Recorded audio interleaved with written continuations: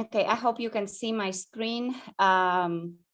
So this is, as I said, very sad news, and I can feel my heart beating right now very strongly because we are saying goodbye to a very dear friend, colleague, and fellow scholar, Professor Achila Calvente. We just learned yesterday that he passed away. You might remember him from this forum. He's been always the one asking questions about the theory, citing poetry. He was very keen on eco-poetry. He used to work in the Federal University of Rio de Janeiro in the Department of Economics. And he was very much engaged in his beloved project, the Cacao Project, which was education for environmental, aesthetic, and moral development.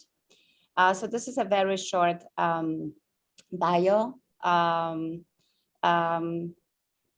He worked for over 20 years in Petropolis with neighborhood schools in the favelas and the rural countryside, bringing farmers and disadvantaged children together to plant school vegetable gardens and learn about the origin of the foods they eat and how to relate to their own lifestyles as they grow.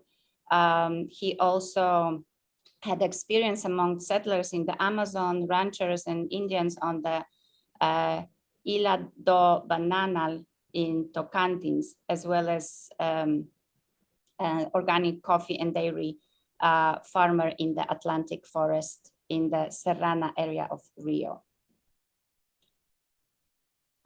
He shared many personal emails, and when he was sending emails to me or to Mccoy, they were always full of poems and just beautiful words and thoughts to the point that I think if we all had those kind of emails, we could make a book out of them. So just to share with you an email he sent to me in Mccoy in May of this year. He was calling this group Penn State Virtual Group, even though we are the hosts from Penn State, but of course this is a global forum. And he said, I have learned so much in the Penn State Virtual Group. Today, my work seeks to take advantage of the aspect that encourages the decolonization of science and research methods, looking for new onto-epistemological basis on the relationship with nature, silence, and eco-poetry. Language and communication do not come exclusively from the brain, mind, body, but also from some energy, spirit. As a farmer in Brazil, I can bring to vulnerable children concrete experiences for them to get involved in abstract thinking. The rain teaches softness and lightness. Soils teach humility. Domestic animals teach rationality. Silence allows the expansion of attention and concentration. The lakes cultivate serenity. The sun, an awakening of life. The forest is like a synonym for diversity. The streams, the movement of life itself. To learn from the peasant woman, the vital force. Children abandoned by governments and societies. Characterize challenges for an unthinkable future. Cecilia Meireles said, words fly, and sometimes they land. We work to create a fertile environment so that children can seize opportunities to be protagonists of their own stories. And then in other set of emails that he sent just a month ago in September, he was telling me about his project in Morro do Alemão, where he was working also with disadvantaged farmers of different ages. So we were discussing the pedagogy of how to approach so many different groups. So he was telling me about the chanting he's been doing and even the physical activities he was inviting to do. So he shared with me some of the photos that I'm sharing today with you. So here you can see Professor Achila on all those photos in the blue t-shirt. So he was very excited to go back. He said that he would be coming back there and keep working in October within the Cacao project. So here you can see all the activities he's been implementing, and I also shared those beautiful words that he sent in his last email to me about friendship. And as always, his words were just poetry. He said, I would like to ask the wind, the moon, the wild, tender flowers of the Cerrado, and the souls of my Surui children from the Amazon, a word to build the most beautiful, aesthetic, true, and silent friendship. And now it literally became a silent friendship. So this is then a part of the email that we received yesterday with the information about his passing away, and the information about the ceremony, religious ceremony to say goodbye to Achila. That is happening in a church in Petropolis, where he used to live. So it's today at 5 p.m. Eastern time. Those of you that would like to accompany Achila on his last journey, we could, of course, join either by Facebook or YouTube at 5 o'clock. I will place those links in the chat in a moment for those of you that would like to do so. And before we go to the presentation that is coming, I would like to propose to honor the memory of our dear friend, a minute of silence.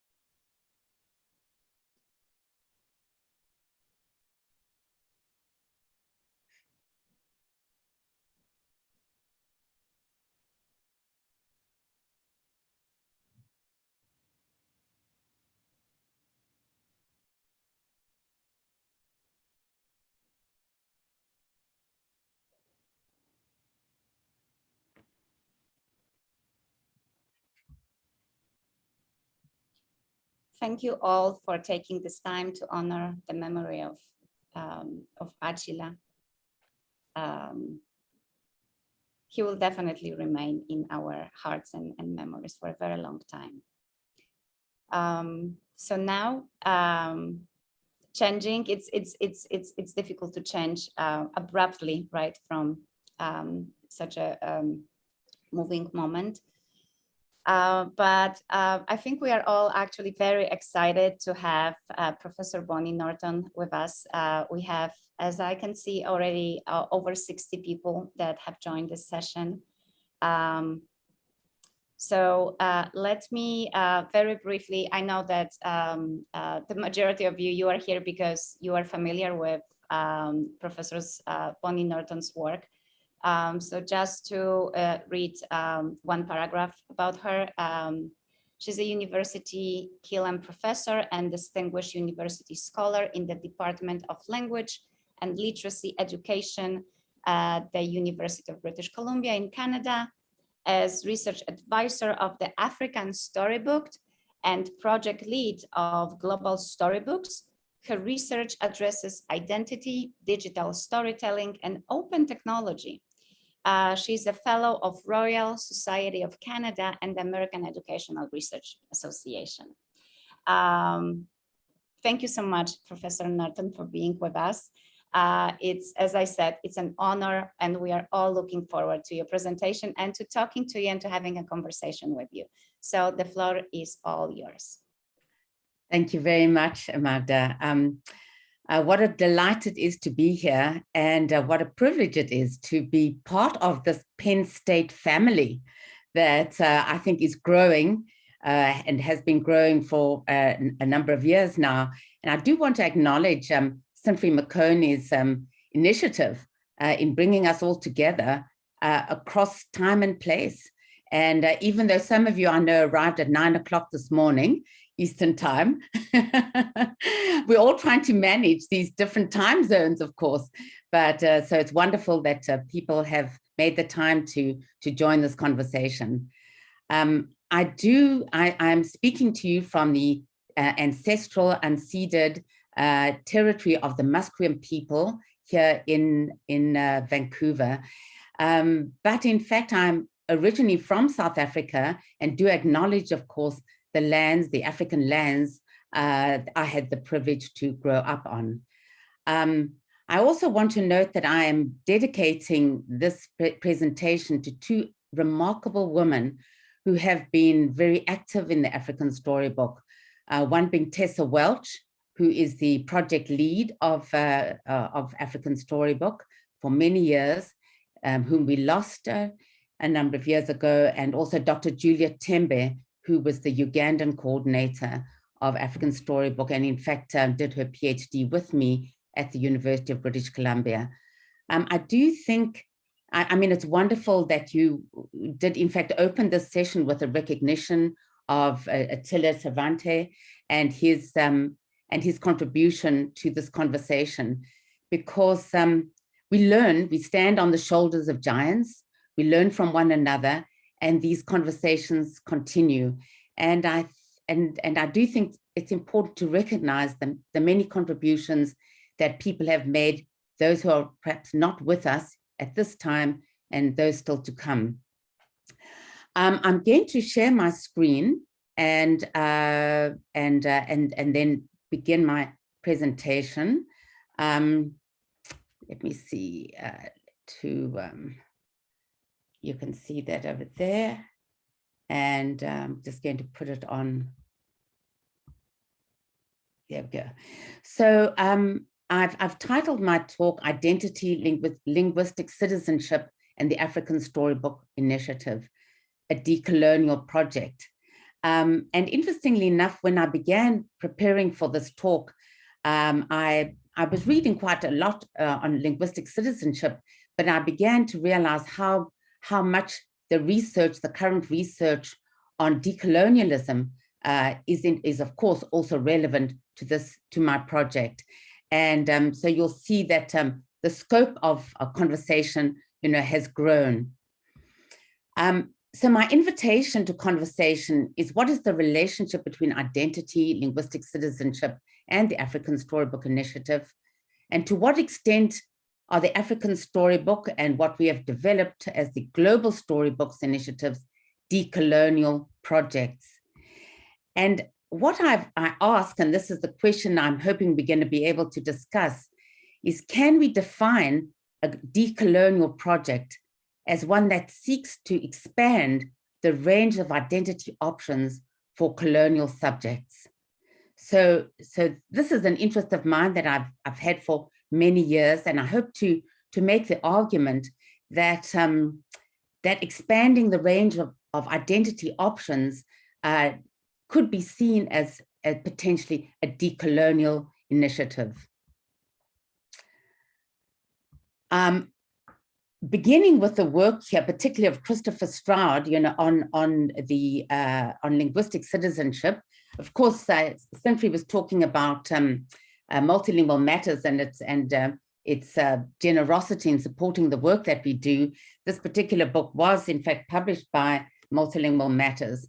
And Christopher Stroud makes the point that the concept of linguistic citizenship is a Southern and decolonial concept that arose out of the contradictions surrounding programs and practices of mother tongue and bilingual education in the 1990s in the context of the geopolitical South. And he goes on in some of his earlier work to make the case that the concept of linguistic citizenship permits multiple democratic participatory approaches to citizenship issues based on the idea of language as a political and economic site of struggle, on respect for language diversity and difference, and on the deconstruction of essentialist understandings of language and identity. And in many ways, that theory and this definition of language resonates very much with the ideas of language that I've used in my work, and certainly is associated with most post-structuralist theory. He argues that the decolonial linguistic citizenship highlights the importance of practices whereby vulnerable speakers themselves exercise control over their languages for a variety of purposes, precisely to avoid the othering that comes with linguistic imposition. And he argues then when speakers exercise linguistic citizenship, they also forge decolonial subjectivities.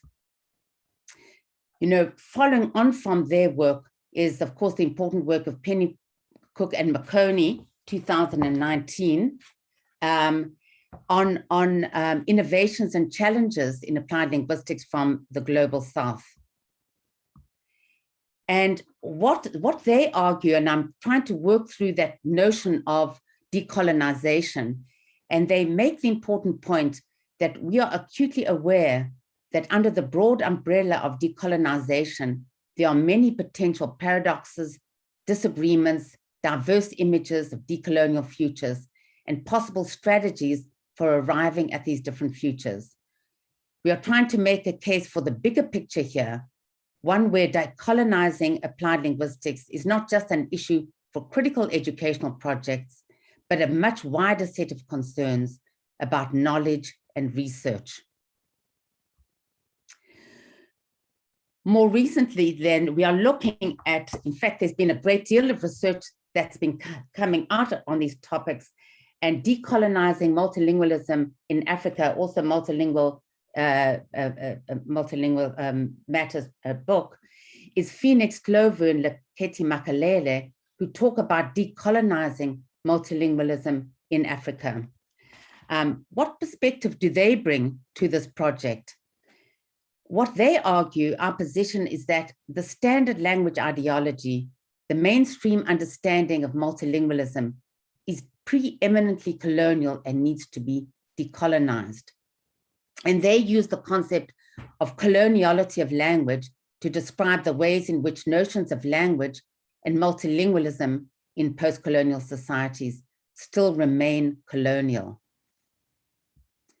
Most recently, Pinky Mccoy, who I think is actually on our Zoom, so welcome, Pinky. Great that you could join us. She's been writing about coloniality and decoloniality in Karen McKinney and Pam Christie's book, still to come out, on decoloniality, language, and literacy. And what I found was her definition, sorry, I'll just go back here. What I found is her definition of colonialism and coloniality, I found very helpful. I'm going to just move this down here. I've got my screen shared that is in the way of most of my most of these quotes. Oh, and so I'll have to go back again.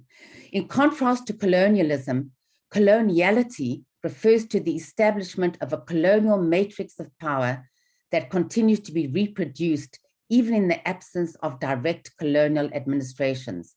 And this, she draws on Maldonado Torres, for that distinction. And what she argues is, based on this context, the nexus of decoloniality and ideology enables us to problematize the privileging of European knowledge, language, subjectivity, and the invisibilization of non-European forms of knowing. So these scholars, I'm setting my work in conversation and in dialogue with scholars who are grappling with notions of linguistic citizenship, with notions of coloniality and decoloniality. And I thank them for inviting me into this conversation and for helping me to think through my ideas. Of course, I work with an amazing group of students and colleagues here at UBC, and I began my research in predominantly East Africa in 2003, working with Maureen Kendrick and Margaret Early here at UBC, and then with a remarkable group of graduate students, predominantly from the Ugandan context and beyond, Harriet Mitonyes, but also in the Canadian and international context. What we were interested in was looking at research, practice, and policy on African language and literacy in the African context. We see here, for example, Sam and Dema, Maureen Kendrick, and working also in the top corner is with policymakers, because one of the things that we have learned working, of course, not only in the African context, but many other contexts, if you don't also work with policymakers, it's very difficult to make change at institutional level. In the context of the digital, we were very interested in how could digital technology help us in grappling with language and literacy education in the African context. And another book that's come out, and my work is represented in there, is by Leketi Makaleli and Judith White on rethinking language use in digital Africa. I love this image that was taken by Willie Ngaka in northwestern Uganda. And it's an image of a keyboard that is made of clay. And I mean, the point being that when people, even if people don't have electricity and running water, they are highly invested in the digital for their future hopes and dreams, and are making digital clay boards to practice typing, and so that when the digital does enter into their communities, it will hit the ground running. So what do we see then as post-structuralist theories of language, and how do they resonate with theories of language that Christopher Stroud and others have proposed? And what I've argued is, while structuralists conceive of language as having idealized meanings and linguistic communities as being relatively homogeneous and consensual, post-structuralists take the position that the signifying practices of society are sites of struggle, and that linguistic communities are heterogeneous arenas characterized by conflicting claims to truth and power. Part of that conversation is, how do we think about theories of language and identity? And what I've argued is that identity is how a person understands his or her relationship to the world, how that relationship is structured across time and space, and how a person understands possibilities for the future. And I think it's the future that is such an important dimension to language and literacy education. We clearly learn from the past, but also, what are our hopes for the future? Where are we going? And I'm thinking in particular, for example, of Theo, a Ugandan teenager, in some of my work in Uganda. I want to spread technology about over the village, and then if time goes on, even the world in general, because there are many people in our villages that don't know about using the computer, and they cannot read. But if I train them how to use the computer, you never know they can use it. And I see many of these conversations in the work that I have done in the African context. But what is so very interesting are also the shifting identities as people engage with technology. And if we look here at Henrietta, for example, who works very hard in her local community, works domestically in her village, carries a lot of water to and from the wells. But when you put a computer in her hand, you shift her identity in relation to herself and her community. She can actually go into a police commissioner's office and take a photograph of a police commissioner, because she is seen as a person who has resources or knows people who have resources. And this final image was taken actually in an internet cafe in southwestern Uganda. Many of the students who live in this larger community had never been inside the internet cafe. And after having access to some digital knowledge and technology, they went into the cafe and said, today is our day. So what we see here is that very interesting relationship between the digital identity and language.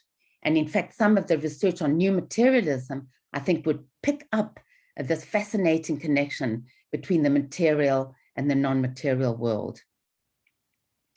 This connects to questions of investment here. What are people's investment in the digital and digital technology and digital discourse? I've argued if learners invest in a language, they do so with the understanding that they will acquire a wider range of symbolic and material resources, which will in turn increase the value of their cultural capital and social power. I've argued that a learner may be a highly motivated language learner, but may nevertheless have little investment in the language practices of a given classroom and community, which may, for example, be racist, sexist, elitist, or homophobic. I've worked with Ron Darwin, who I think is also on our Zoom today, on developing that construct of investment more fully by looking at theories of capital, particularly drawing on the work of Bourdieu and issues of ideology that we are all grappling with. If we look at these questions in relation to Henrietta, we ask, how is the learner positioned by others? And how does the learner position her interlocutors? How do these positions shape her investment? How does the learner perceive, what does the learner perceive as benefits of investment?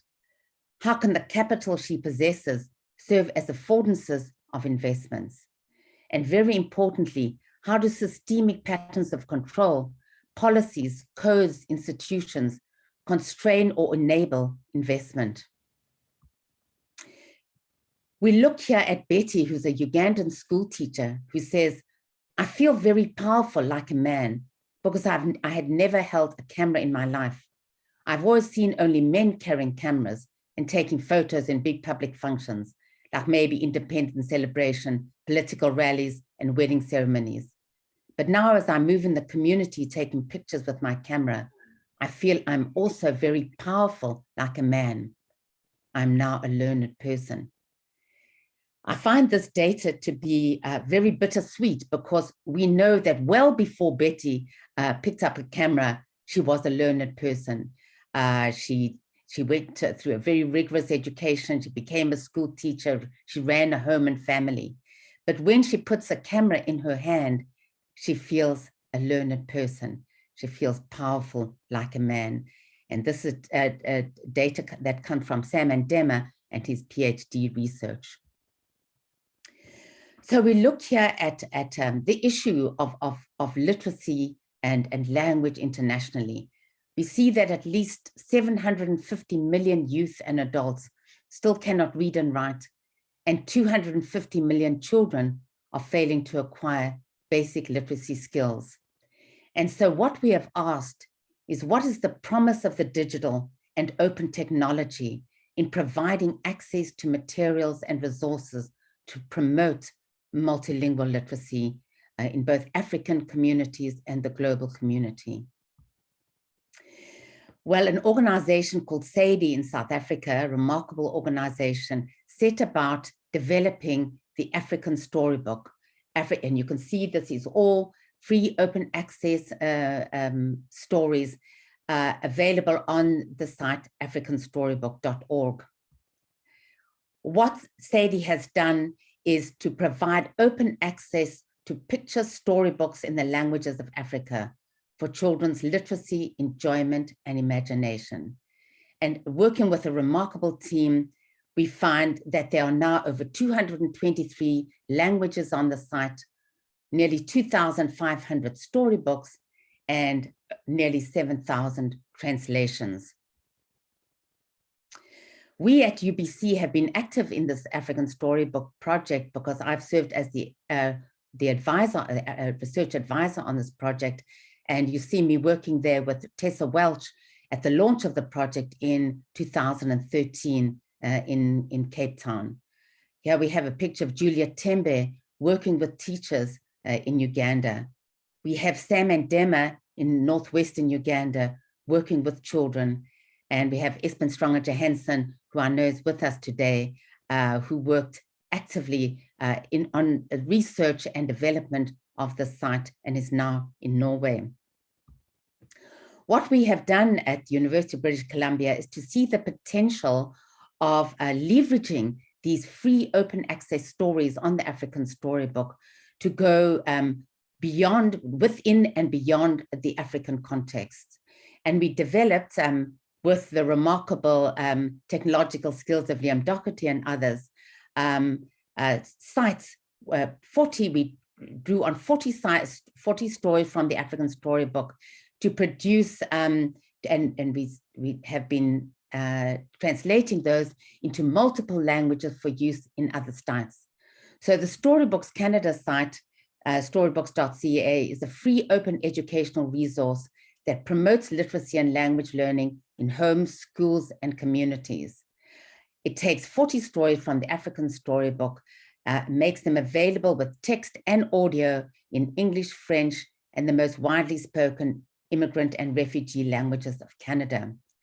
And from this one site, we now have over 50 sites that are available, freely available throughout the international community. I've worked with a remarkable team, Sarah Davidson, who's a Simon Fraser, Monica Shanklau, who's here today, Asma Afrin, Ingrid Schechter, Liam Doherty, as well as the continued work with Espen Stronger Johansson and others. What is very interesting about what we've done with these sites is to work with the concept of parallel texts. And what we've done in our translation of 40 stories is to create parallel text so that people can utilize a language that is familiar with to them to learn other languages as well. And here is a story, some data from a story called Magozwe, which is one of the many stories on the Global Storybook site. And from that, we developed the global storybooks.net site, and I hope to perhaps show you just briefly how many, what sites that we have on the global storybooks.net site, and in particular the African Storybooks languages site. We also have an indigenous storybook site which draws on open access stories from the Little Cree books. This is the African Storybooks African languages that I'd like to share with you at the end of my talk. The interesting thing is that because, of course, I wear many hats as a researcher and also a practitioner, we have many research questions that arise from the research that we've done with the African Storybook and our Global Storybooks project. And what I want to do is share 3 of those sites, projects with you to demonstrate how so many questions that we are grappling with arise from these open access stories. For example, to what extent do the parallel text in global storybooks promote language learning? How helpful is the toggle feature? Is translanguaging productive for language learning? To what extent can global storybooks promote multilingual language awareness? Can it promote multilingual identity? How do stories travel from one region of the world to another? What are diverse students' investments? Can school teachers use global storybooks to promote multilingual literacy? How can we develop homeschool connections?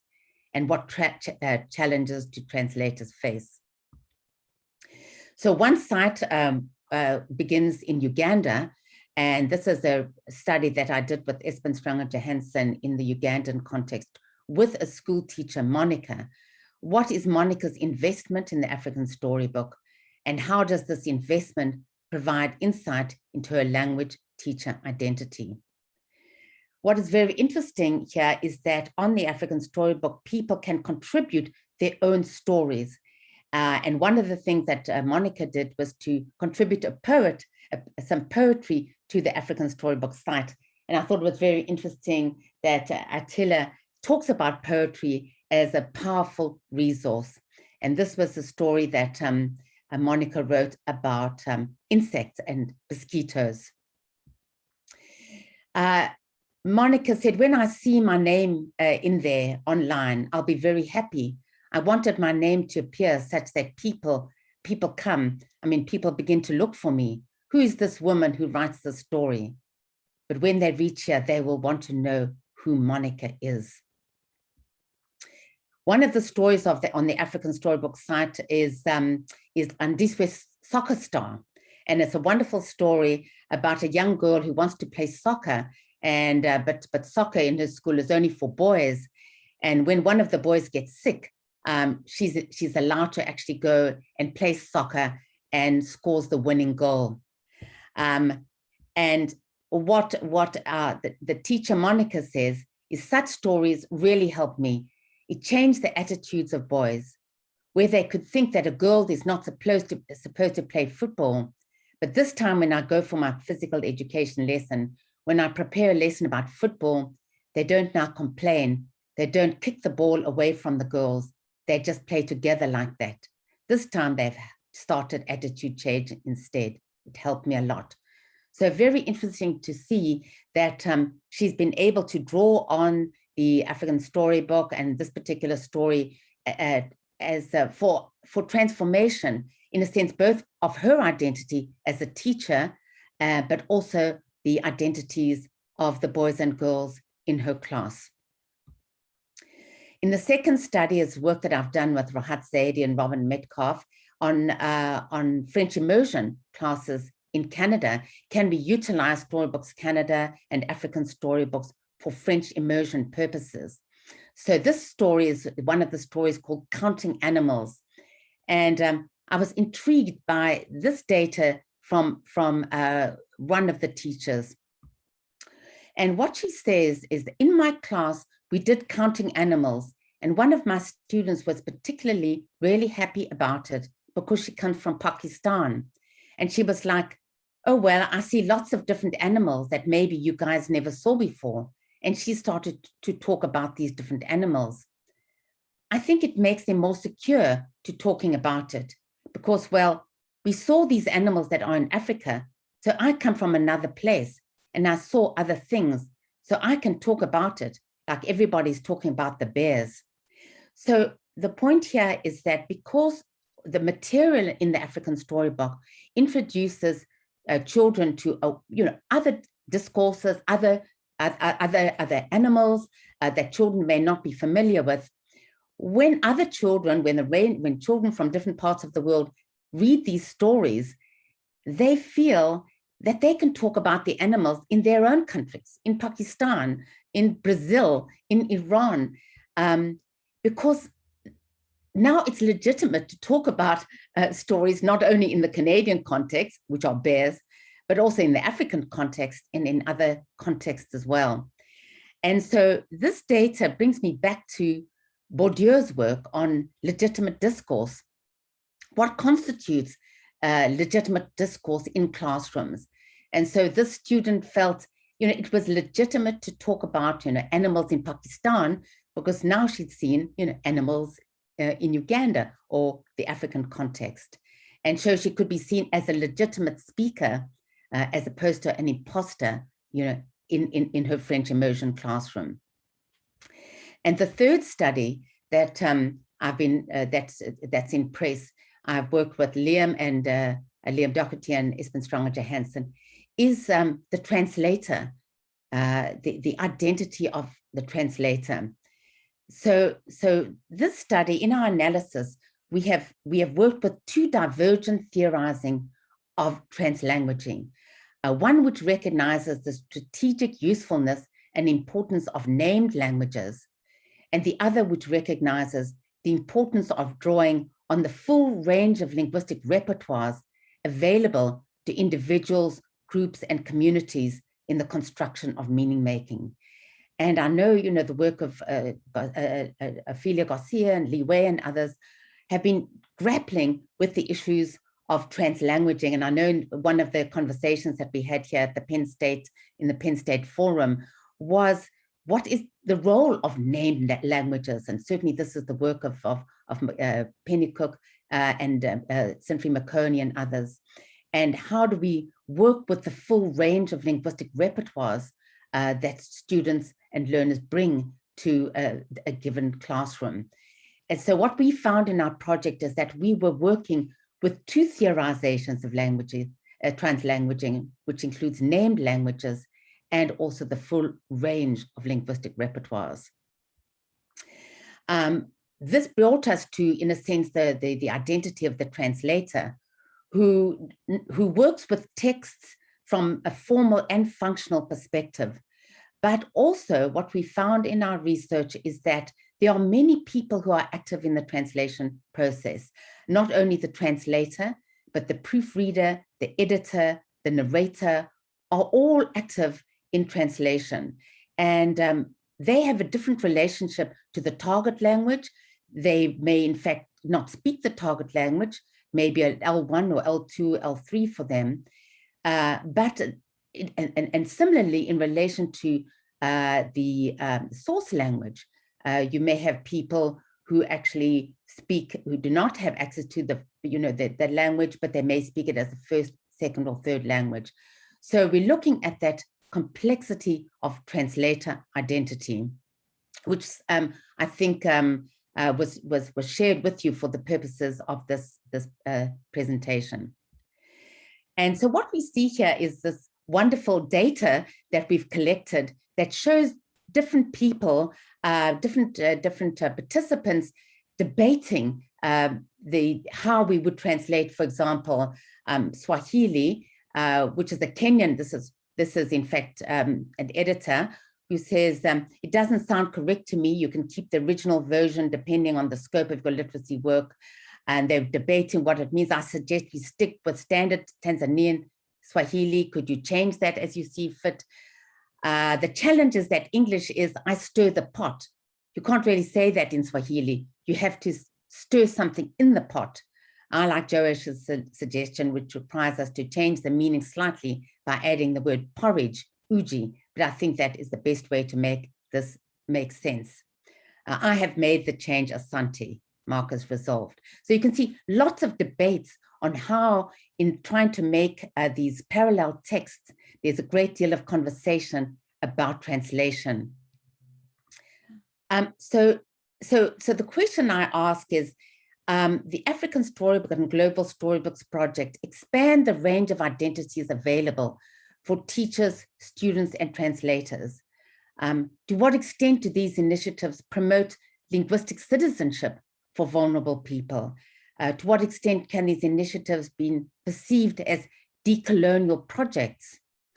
And what I'm going to do before we open this up for conversation is perhaps I could exit this and just take you to one site on our Global Storybook site. I'll just pull this up here. Hope you can see that, everybody. So this is the Global Storybooks portal. And we can see that we have, a range of sites, from Afghanistan to Brazil, Central African Republic, East Timor, Haiti, where we have Haitian Creole.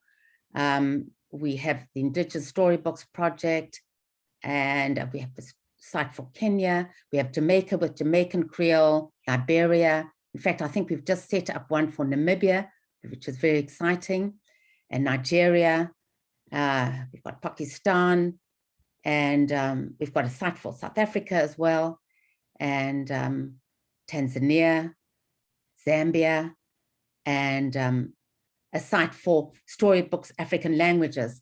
So what I want to show you here is, there we have our Storybooks Zambia site actually, but I just want to go back to Storybooks African languages. Let's take you to that site. Just take you to the home site over here. So on our Storybooks African languages, we have, and this is of course all free and open access. You just go globalstorybooks.net. On this site here, on the drop-down menu, we have all the languages that are available in both print and audio. And so that's very exciting, because when you learn a language, it's certainly very helpful to be able to listen to the language and also to read it as well. So I'm going to take you to the Swahili site, for example, and just show you, or we might as well take it to counting animals, since we oh, no. Let's go to Andiswe Soccer Star, because since we did utilize that in that one study, let me pick up Andiswe Soccer Star. And what we'll see, because this is an Creative Commons license, we do know here who actually wrote the story, who illustrated the story, who translated the story. And here we see, here we have our story that's available in Swahili. And what I'm going to do here is I'm going to just play this for you. Just so wonderful to actually hear a language. And I hope this comes through. Andiswa alikuwa anawaangalia wavulana wakicheza mpira wa miguu. Alitamani kujiunga nao. Akamuomba kocha kufanya nao mazoezi.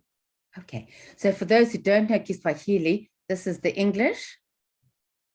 Andiswa watched the boys play soccer. She wished she could join them. She asked the coach if she can practice them. And you can also toggle to French as well on this particular site.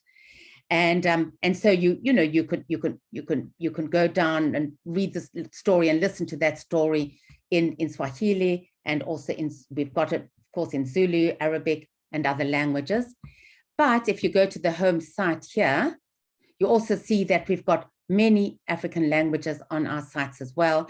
And you'll see here that all of these sites, the reason why they're in this particular position is because we haven't yet translated all the stories into all 40 stories into these languages, but or we haven't yet done the audio for these languages. But there's still, a wonderful number of languages that are available. So I'm just wondering, which one should we just have a look? Should we look at Yoruba? Let's see what we have in Yoruba. So in Yoruba, we have here, it shows here that we have 8 stories available in Yoruba. And if we go to that Yoruba here, we'll just pick up a story here. We've got Leta Mashogo wrote the story, was illustrated by Vihandiyaha and Vusi Malinde. We see that it was translated by Blessing Williamson and Victor Williamson, and we don't yet have the audio. So you can see that this is a work in progress, but I think, has much potential for sharing languages and resources worldwide. So I'm going to stop sharing and open this up for further conversation. And perhaps I can start with you, Sinfri. I think the protocol is to have a little conversation with you before we open it up. So okay, my challenge, Sinfri, is this a decolonial project? That's a good question. Let me answer this by reading to you a text that I am currently preparing for a fellowship I got from Codesria. And it's called the Advanced Fellowship in the Humanities. And this is what, this is the conclusion I've provisionally arrived at the moment. a straightforward definition of the decolonial project is impossible. Then the question then becomes why. This is my reading, my best reading of the scholarship as it stands at the moment. Decolonial scholarship means different things depending on where you are situated in the globe. What decoloniality might mean in South America, for example, may be very, very different from what it might mean in the African context.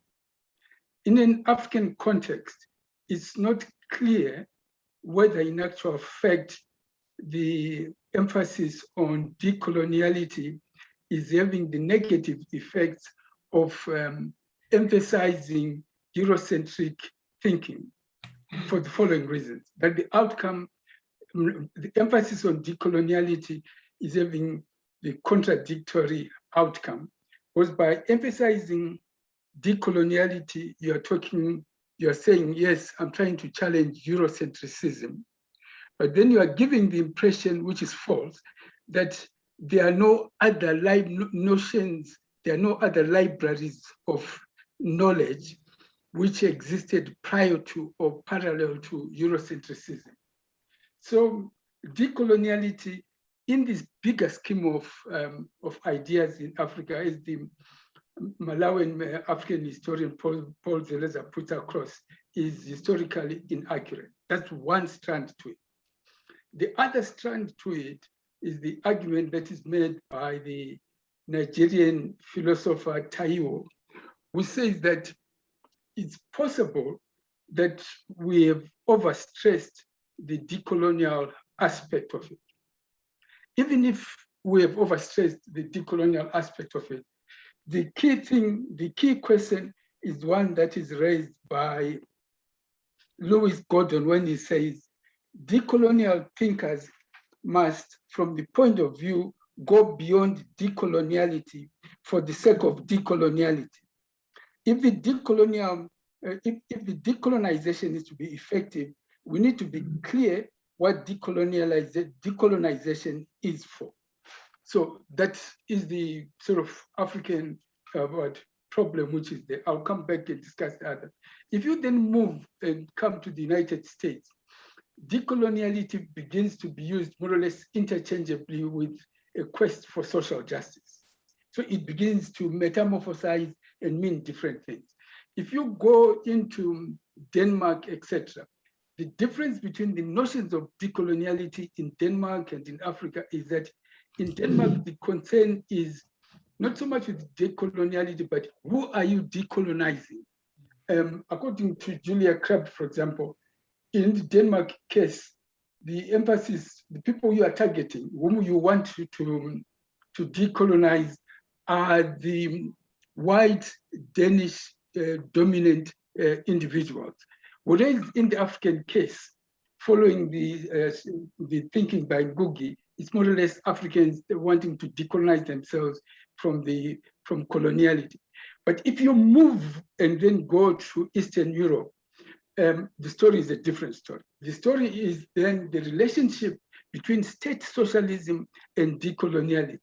The scholars in Eastern Europe see state socialism as an incomplete project of decoloniality. So that is why your question is very important, but very difficult to answer, because it depends where you are and how you are going to respond to it.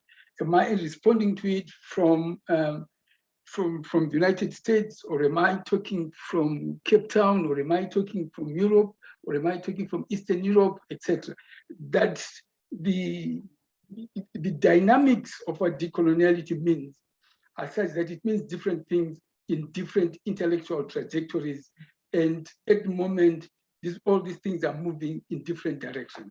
That's my long response to what you have said. Then I will continue with, as we continue with, it's a useful question, but completely unanswerable, unless you say decoloniality in Nairobi.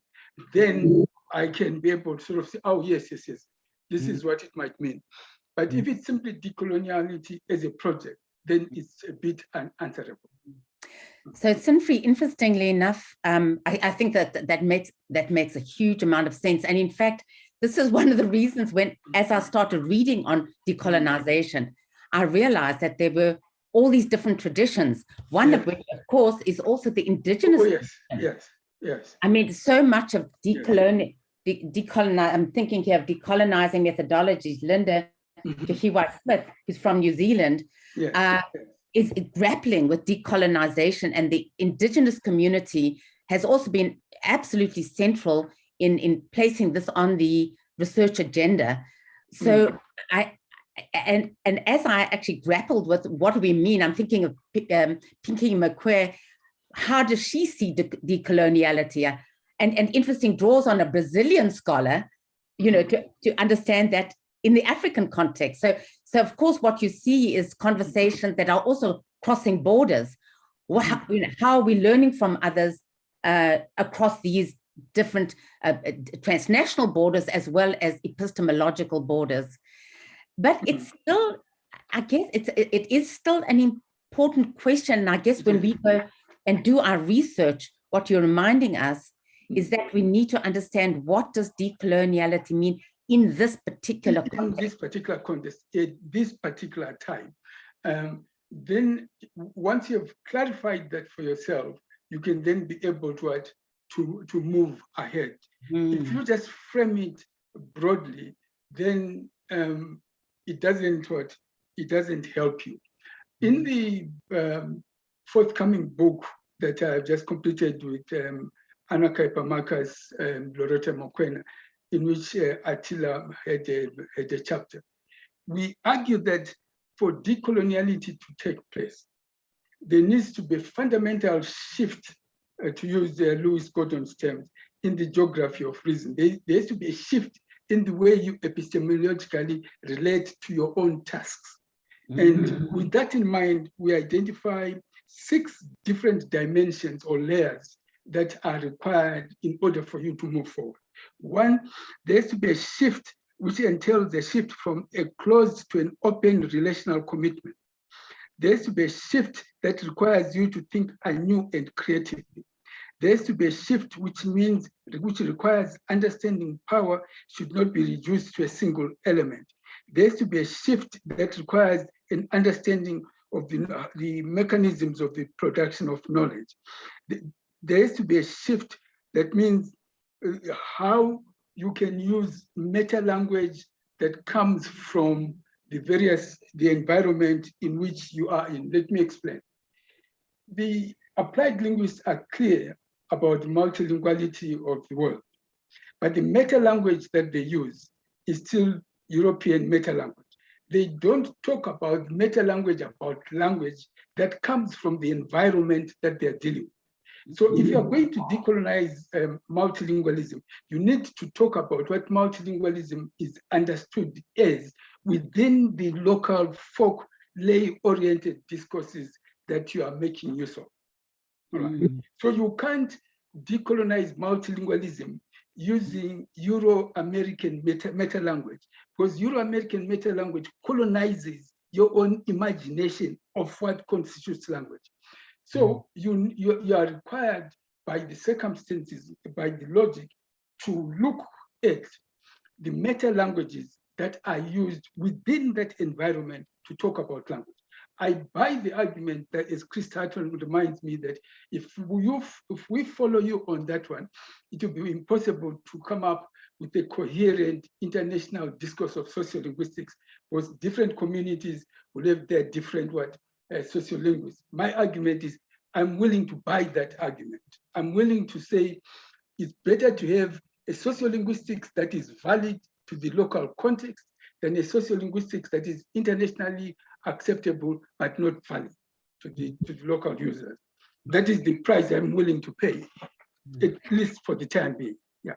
But interestingly, Sinfi, this does raise the question of who sits on review boards in publication for journals, right? Because when you wish to publish your work, it goes to particular journals who have a particular advisory board, and they will come back. Now, and depending on who's on those boards, have you read this? Have you read that? Are you familiar? So if one would have to decolonize editorial boards. Yes. The key thing which is there, which John Joseph from Edinburgh reminded me, and which is a point which I want to make, is that the limitation of our arguments about decoloniality at the moment is that they don't talk about the need to decolonize the notion of a book. Right, the notion of a journal. We don't talk about, we have inherited the idea of a book from since the printing press, etc., and all that. We are willing to decolonize everything without addressing the fundamental concept which we need to review and revise, which is the idea of a book as a carrier of scholarship. Because if we don't revise and rethink how the notion of a book is conceptualized, then all these other things are going to be difficult.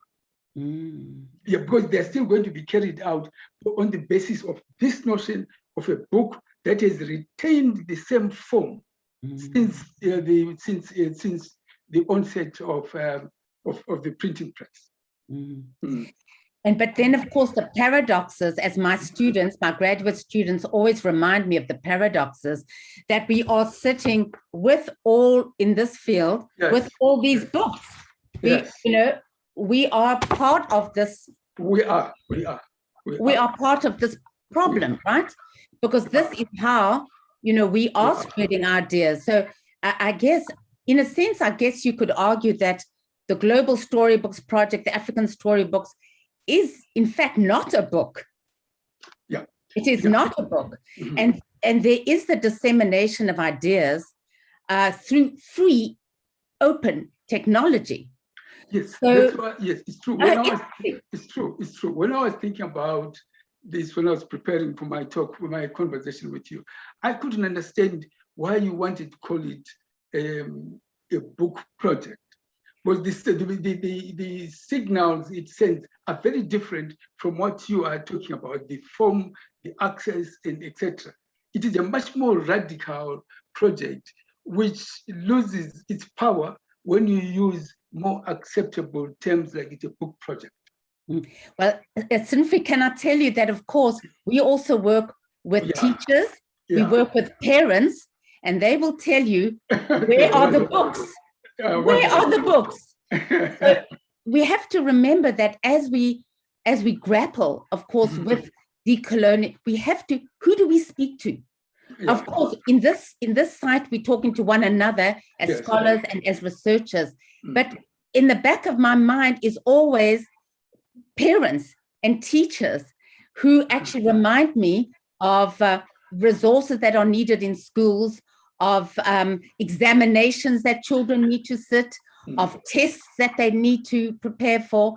So how do we work in this liminal space, in this complex space, much like, the translanguaging we were struggling with, with the named languages on the one hand, but the linguistic repertoires.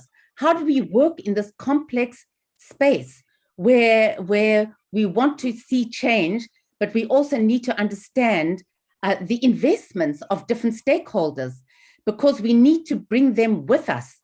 We need to work together. If we don't work together, we're just going to have silos and people just speaking to people who agree with them, right? So it's so the concept of the African storybook, I love the idea. You think it's a radical project. I do think it's radical with a small r in many ways. But I think that the concept of a book is important because this is the language that people beyond academia understand. And while we can, of course, shift that for sure, re-theorize the construct of a book, it's helpful to begin at least with the language that many people understand. Yeah, I see what you mean. But my view is that people are much more radical and more open to change than we give them credit for. But you and me will continue on this. Chanel, you take over and do the more moderate. Me and Bonny will continue our discussions later on. Yeah. Okay, so No problem. Thank you so much, Professor Norton. There's a lot of comments based on the conversation you just had. One from Cecile Vigoro, who says, I agree with Sinfree, but to what extent speaking about the decoloniality in Kenya, Uganda, or the DRC is not a way to endorse recent colonial borders and ratify as unproblematic a nation-state framework of analysis? And then Robin Sabino then added to that, rather than, should we not think of, in this particular place, think of for these particular people as an add-on? So you perhaps want to just comment on those two, Sola? Okay, right. Let me respond to what Cecil is saying by quoting from a book by Suleiman Bashir Diane, who presented last week, and which he co-authored with Jean Loup Amsel, which I think partially agrees with what Cecil is trying to talk about. And they talk about this. They are talking about on Africa and Pan-Africanism. And let me quote, what does it mean to say that Africa desires Africa? That Africans are engaged in the realization of a Pan-African idea with the full awareness of the history of this idea and the differences between Pan-Africanism yesterday, with all its emancipatory force it represented, and the Pan-Africanism of today, keyed in toward the new advances in independence meaning.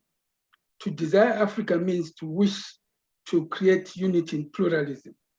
This, as I have said, is the meaning of remembering certain periods, hours, when ethno-nationalism abroad are working to control and limit the mobility of certain populations, including African populations, of course, and are scared of the notion which they consider the ultimate catastrophe, that natives will be replaced by migrants. They are likely to dislike the idea that the earth is a single country in which, as Pope Francis tirelessly repeats, nobody should be an exile. To offer an African space without frontiers, this is where, for example, I think Cecil was going, without frontiers to the initiative and the creativity of citizens who are no longer Moroccan, Malawian, Rwandan, and so on, but African, is not to ignore that Morocco is not Rwanda. It is to desire an African future. The future of an African project is not given, but it will be what together we make of it. Yeah, this is my response to what. This is what I think Bashir Diane, the African philosopher who was talking to us last week, would respond. He would say, yes, you're right. What we need is to desire an African future without borders, but that does not mean that the identities of being Moroccan or Rwandan disappear. Yeah. Prof. Vigoro, would you like to respond to that? Are you happy with the response? Yes, but are you talking to me, Chana? Yes, I am. Yeah. Sorry. Thank you, Sinfree, for the quotation. Yeah, but why don't we embrace other kinds of identities, ethno-linguistic identities and stuff like that? You know, there are other kind of frameworks than the nation state, and as you know, we are increasingly going away or challenging in any kinds of societies, challenging the nation state framework that proves to be extremely problematic in understanding language dynamics. So, you know. I agree with you. I think that's something that a conversation I wanted to have with, I think, with Bonny and Christopher Stroud and their sort of linguistic citizenship thing, that it seems to be grounded in a charitable interpretation of the positive role of a nation state. And for me also, the idea of citizenship, yes, I can see what it means, but citizenship by definition discriminates against other people. Yeah. So I've always had mixed feelings. I can see what they're trying to get at, But my experience with citizenship doesn't convince me that linguistic citizenship will resolve the problem for most people, because you're always going to have people who are going to be discriminated against on that basis. Yeah, but it's not me who is supposed to be talking, it's everybody else. And Bonny Norton is the person that everybody has come to listen to, not me. I have a question for you. Stop asking me. So Bonny Norton, from Anna, and then we'll go to Sangeeta. Okay, hi Bonny. I found the definition of identities really helpful throughout the years in my own work. I'm curious how shifts in thought on decoloniality, globally South epistemologies, have impacted your own definitions of identity and post-structuralism, and how these redefinitions have impacted then your research. Well, thank you very much for that question. I guess I always, when I read new research, I set it in conversation, with my ideas, and see whether or not it works. For example, when I was thinking about the multiplicity of identity, I thought, does this project, this African Storybook project, actually expand the range of identities available for vulnerable learners? For example, decolonial subjects, as Stroud has called people. And I put it out there as a question because I'd love to get feedback. It seems to me that this project, in fact, does expand the range of identities available, whether you're a poet or a digital innovator or a community member or a change agent. And because of those expanded range of identities, it seems to me one can think of those as being informed by, in a sense, the decolonial project is in fact one which expands the range of identities available, to learners, teachers, translators. So I am, but then if you think of other research like on new materialism, I've been working with that, and I've been thinking, that's why when I kind of go back to Henrietta, who holds that camera in her hand, in the past, I just thought, well, she's got a camera, and of course she's relating to people as someone who has resources and someone who has some power. But I never ever thought of this as a material object, so to speak. I have heightened awareness about the material world that I wouldn't have otherwise had I not started reading the research on new materialism and post-humanism. So when I read new work, I look and see, I bring a new lens to my work, and it helps me to sharpen my focus when I actually look at my data. And, in the same way, I'm busy now reading, when I look at indigenous methodologies, I'm trying to take seriously, what does it mean to have indigenous ways of knowing?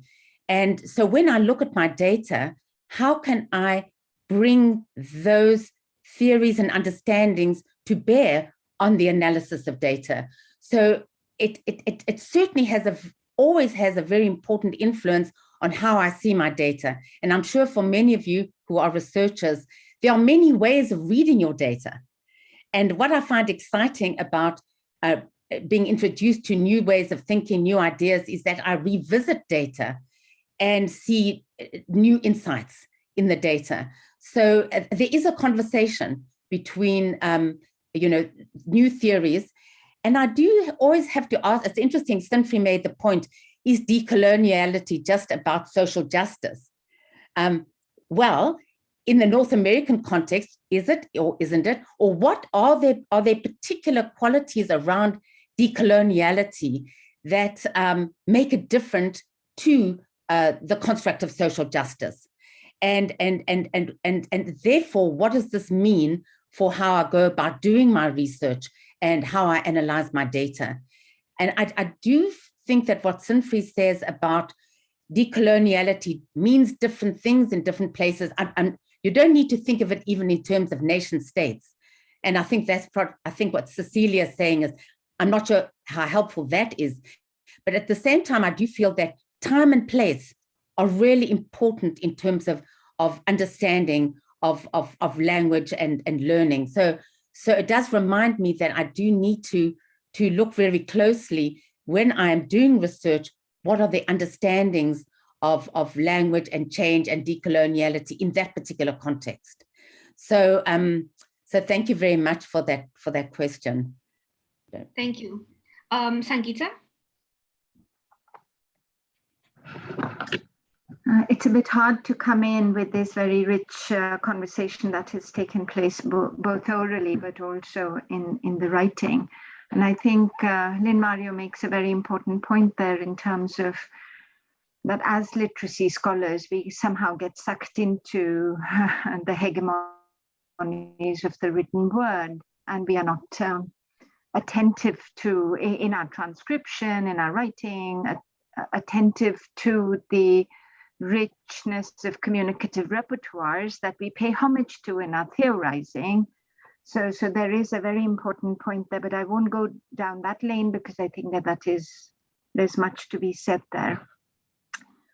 I also want to engage with a point that, Bonny, you make regarding insights from new materialisms and posthumanism, but I in my current writing wonder whether that itself also erases, call it alternative epistemologies or parallel epistemologies from the global South. And there I would say the South in the North and the North in the South. So it's not a territorial way of looking at the global South. And I'll take up one example. About 10 years ago, my previous university where I worked at in Sweden got a major grant together with local civil societal representatives for something that was called Spread the Sign. And there were 15 European nation states involved in that project, and a number of deaf leaders.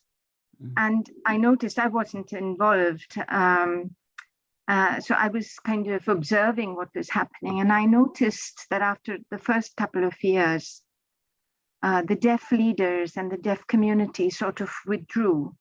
So there was tokenism in that project. The project was related to translating from Swedish Sign Language to Portuguese Sign Language to British Sign Language, you name it. And so there were these 15. One of the insights that as a scholar, I learned together with other colleagues and students who use Swedish Sign Language was that this was a project for hearing people, for politicians and hearing people who don't know anything about deaf culture and visuality and visual-oriented ways of being. So the written script, for instance, is a very strong marker of visuality. And I was thinking of this as I was reading the text for today's seminar. And I was thinking of the comment that Sinfree made regarding meta-language. And this is a concern I have generally for my own, I mean, I don't know any way of getting out of it. So my question is embedded in this meta-language, or what I call naming practices within the language sciences.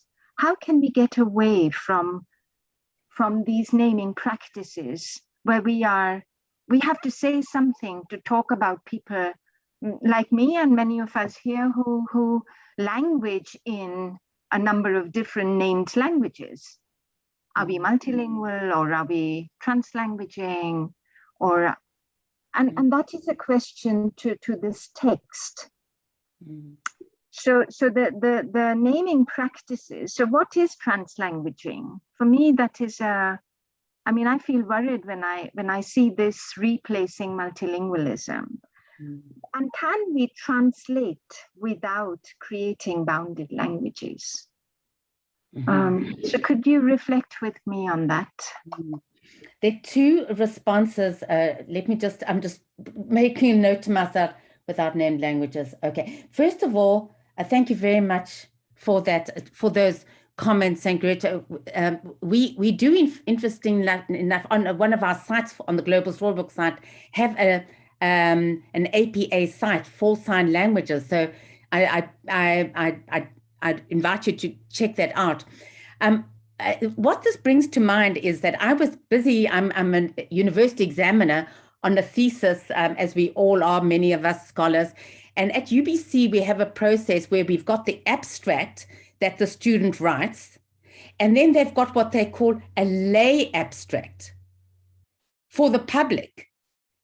And I'm thinking, now, isn't that interesting? So, I read the lay abstract that has huge amounts of meta language, ways of theorizing and conceptualizing. And then I read the lay abstract, which is for everybody else who uses regular language. And I think, what do we gain and lose with these two genres, so to speak? We have one language with which we speak to the public, so everybody understands what we're actually saying. And then we have another whole kind of language, for scholars who understand what we're saying. And I guess this troubles me, to some extent, that we need these two genres, and what are we gaining from the meta language? So I just put that out there because I was just reflecting on that very point. But the question is, how can we translate without named languages? Well, as you saw, this was our biggest challenge in this whole African Global Storybooks project, where what we want to do is to promote language learning in multiple languages, and when it comes to actually making a translation, and in particular doing an audio, you've got to have something that obviously the majority of people are going to understand. And and in fact, if you look at the literature on translanguaging, the earlier translanguaging work done in Wales, in fact, they were looking at named languages. They were looking at kind of bilingualism, but now there's been a shift to actually looking at, of course, linguistic repertoires. But what we found in our research is that you can work with both. If we look at we came up, for example, with Haitian Creole was one of the languages that we translated into. And Haitian, there's very few materials available in Haitian Creole or in Jamaican Creole. So in a sense, by making it a named language, teachers tell us that this actually was wonderful in their classrooms, because, children see legitimacy in having their, Jamaican Creole made available. Mauritian Creole was another one that we've done a lot of translation for. So, but in the process of navigating into and working with named languages, there's a great deal of translanguaging at that time as well. So, I do wonder, when people talk about multilingualism. In fact, even I went and looked at this book, of course, even with Stroud's book, it's The Multilingual Citizen. So even though one might be looking at many different ways of framing languages, the title of the book is still, in a sense, draws on common understandings of multilingualism.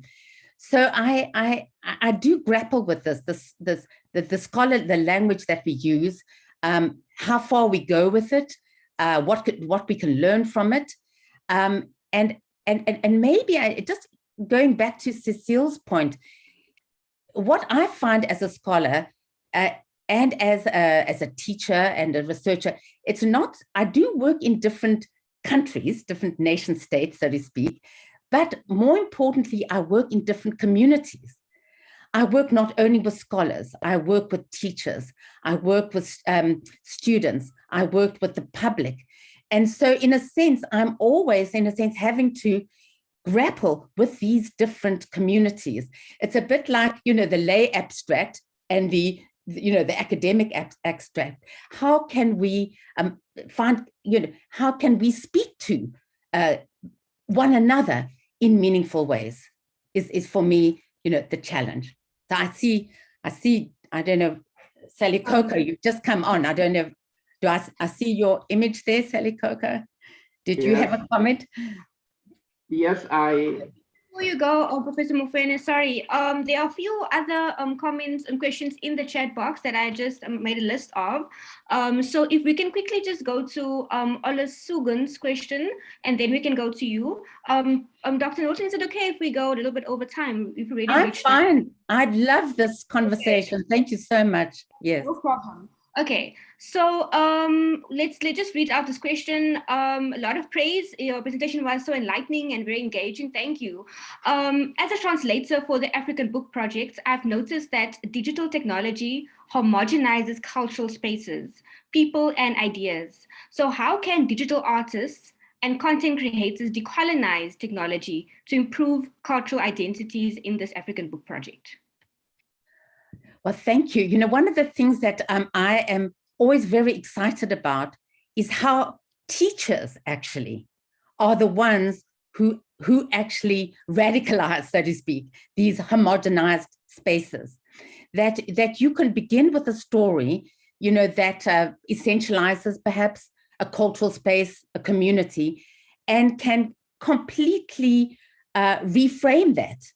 You know, much like looking at the data, you know, with the African, you know, with the counting animals, you know, I mean, for me, it was just a simple vignette of you put up a story about counting animals, and suddenly a young girl from Pakistan says, let me tell you about animals in my country, or let me tell you about my world.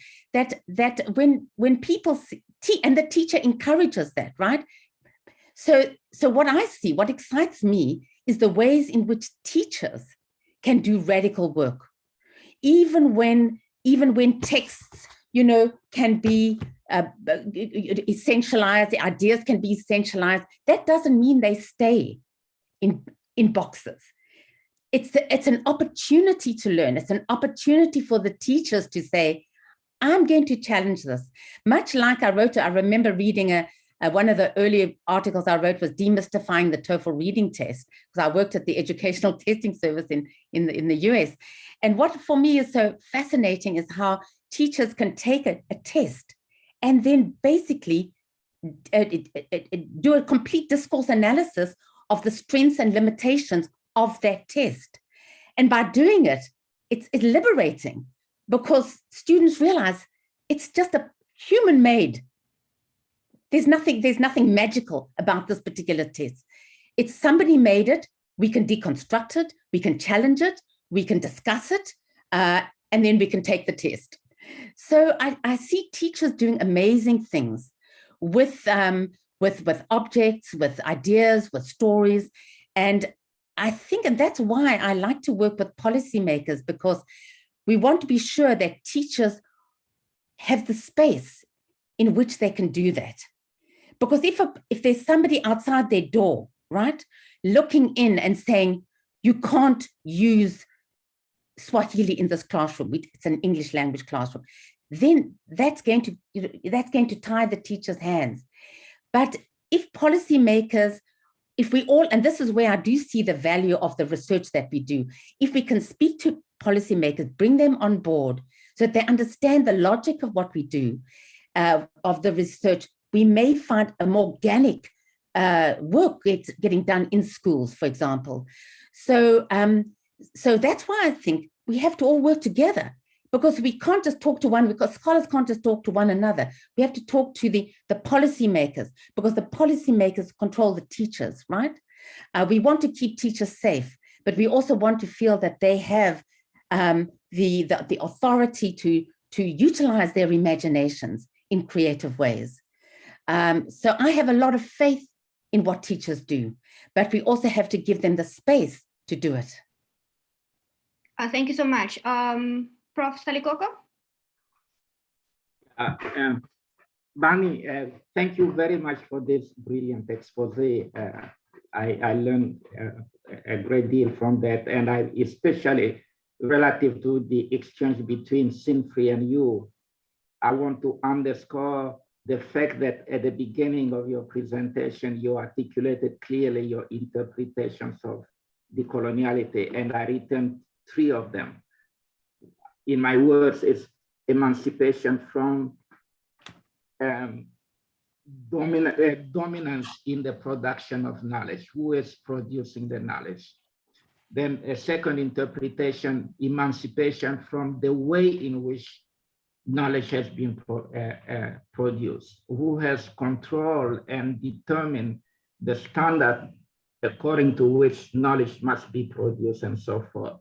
And a third one that is implicit in the books that you showed, in which language is that knowledge produced?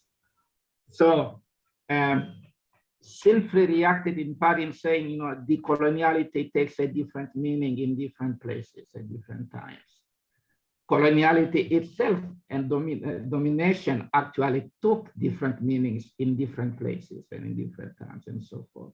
But there is a common thread. It's that movement of emancipation, you know, the need to change things. And whatever we do is going to be quite specific in different places and depending on what we are doing. And in the case of children's storybooks, it's going to be determined largely by the different cultures, but these interpretations are not mutually exclusive. There is still decoloniality that we are trying to engage in and engage with.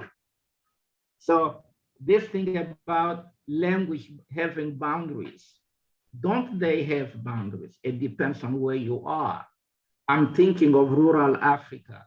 Languages are associated with villages, and a lot of villages are monolingual. And if you have a particular part that is multilingual, it's like a cluster of villages next to each other. And the members of one cluster, usually the main village, and then you have satellite villages with these languages. The village becomes the part, the setting that imposes boundaries on languages. And so the notion of translanguaging is not coming from these villages. It's coming from situations where people from different ethno-linguistic backgrounds come to meet, and the boundaries become difficult to draw. And then because there is a lot of osmosis across languages, then, you know, things go across the boundaries. And I think I should note that the term translanguaging is conceptually contradictory relative to how people want to use it, because it has language built in it. There's a recognition that languages do exist and somebody is crossing boundaries. That, you know, does not make useless the notion of multilingualism and so forth. So you can have boundaries, but boundaries don't have to be rigid. Boundaries can be porous, and that's the reality that we are living. And so we have to address it in a different way. I'm going to conclude my remark with an anecdote. 2 weeks ago, I received an email from a sociolinguist asking me how Cecile and I had used egalitarian multilingualism in Africa. African society is egalitarian. And I had to explain to the sociolinguist, egalitarian multilingualism does not necessarily presuppose an egalitarian society.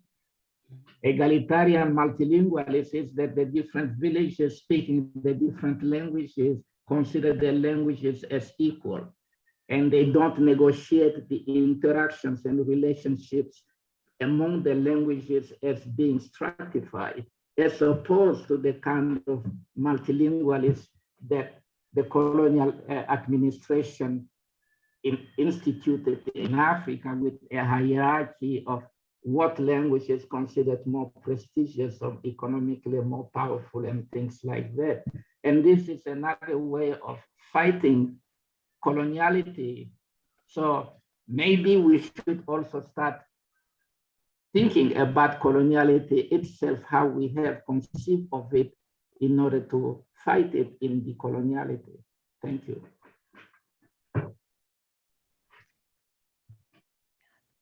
Thank you so much.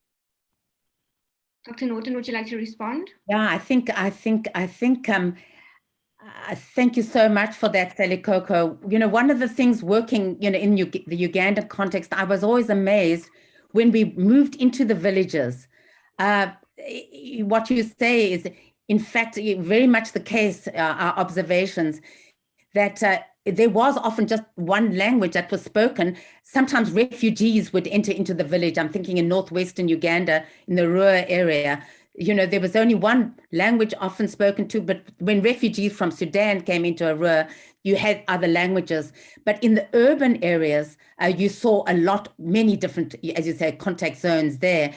And so the language policy, this had an impact on language policy, because even when the government said you must use the local language, you know, up to grade, I think it was a grade 3 or 4, what local language is that going to be? Because in the cities, there were at least 5 or 6 more languages spoken regularly in the schools, but this was not the case in the rural areas. There they could identify very quickly, you know, a local language. So it's a very complex situation, but I love the idea that, you know, the way you defined it much more elegantly than I did, you know, three aspects of coloniality is who's producing knowledge, who controls it, and in what language. I think if we just keep asking ourselves those questions and reminding ourselves to take those questions seriously, I think that will have an important impact on what work we do, who we work with, where we write, and what research we do. And maybe that is really the heart of decoloniality, right? Is that they are basically a common set of principles that we adopt, and then in our particular context in which we work, we ask ourselves those questions and seek to, with that particular lens, which will help us, I think, to perhaps, I love that concept of emancipatory multilingualism. Was that the term? No, an emancipation movement. That is really the common thread. And you find it everywhere in whatever form of coloniality you are fighting against. Mm. Thank you very much for that. Yeah. Okay. Before I give over to Prof. Mccoy, just one more question from Desmond on the digital space. So he asked if the ubiquity of technologies that make digital storybooks possible are increasingly monopolized by your Googles, your Amazons and Apples and so on. And if these techno monopolies are manifestations of the state-run neoliberal projects or neoliberal capitalist projects, should we expect such projects as the storybooks to meaningfully alter the exploitative traumas and crises of imperialism that persist both in the bodies of indigenous peoples, communities, and the ecological environments? Also note that that access to that technology is never free, and the enticements of modernity has always been big business for neoliberal monopolies. So how do you then unite the neoliberal projects of the storybook with the emphasis on decolonization? Okay, thank you. So I think that's such an important question, and I have to kind of reiterate that the way I see my world is that we live in multiple worlds, and we utilize resources. The question, yes, all these technological resources are many generated, you know, in the West. In fact, I know Facebook is just in the news lately. You will have seen, you know, attacks on their, you know, on the ways in which they reinforce inequity. But, you know, for me, it's always, and I think this is maybe my South African roots, that you've got to figure out how to utilize what's available and recreate it. And maybe it's my teaching, my history as a teacher, that you see resources and then you've got to figure out they're helpful. We know they have problematic origins, but maybe we can reuse them, reframe them, reinvent them in innovative ways. So one thing you remember the little picture that William Garker took of that keyboard. I have to remember that people throughout the world want to enter the digital world. Look at little the Ugandan student who talks about, I want to know about the computer and I want to share it. Henrietta holding that camera in her hand, Betty saying, I now feel like a learned person. I take very seriously investments in the digital. What we have to do is be innovative about how we use the digital. I think that is our challenge, that there are resources there and we have to reclaim them and reinvent them. I think that is the challenge. And I think the very way in which this Penn State Forum is working, for example, is a classic example of taking technology and in very innovative way, bringing people together globally to have conversations that are meaningful to us and utilizing it in radically new ways. Because, I mean, you just think very simply about climate change. If we all had to fly across the world to meet together, there are how many of us left, 40 to 60 people, how much travel would we need to do? What costs would be involved? What climate issues would, but the fact that we can actually all chat and talk to one another across time and space is remarkable. So I think that, I'm optimistic about the ways in which we can radically reuse technology for the emancipatory project that Sally Coco is talking about. Thank you so much, Dr. Norton. I would urge everyone to go and look at the chat section. It's on fire, but I couldn't get to all the comments. Sorry about that, but I will now give over to Prof. Mccoy to make his final comments. I would like to thank everybody for what I think was a very interesting and exciting discussion. I would like to conclude it by just making two observations which link up with the previous conversations that we've had, particularly some of the work by Rowan Cornell. And I will quote what he says. Then I'll move on to quote what Bahir Suleiman was saying last time, that the issue is not one of trying to identify and enumerate what we think constitutes the core principles of decoloniality, because decoloniality is an epistemological project. Then she continues, because traditional societies were creolized, we therefore propose a more dynamically interactive epistemology in which horizontal relations and interactions emerge, producing what Cornell aptly refers to as solidarity-based epistemologies, founded on mutual learning on a global scale, in which epistemologies enter into mutually respectful and beneficial dialogues. A solidarity-based epistemology is implicit in some of the work by African Islam, we talk of Brady, feminists. And then the other key argument, which I think the French scholar Jean-Luc Amsel makes, which touches on the discussions that were being made about either named languages or translanguages. All those approaches assume the pre-existence of languages. I take the position, I take the opposite position.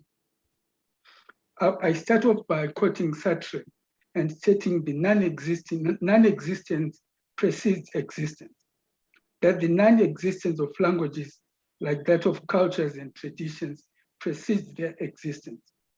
It is not because languages exist that we speak them, but on the contrary, it is because that they are spoken that they exist. People speak the languages that they speak. Thank you. And I think it's Kim who is going to tell us the next speaker.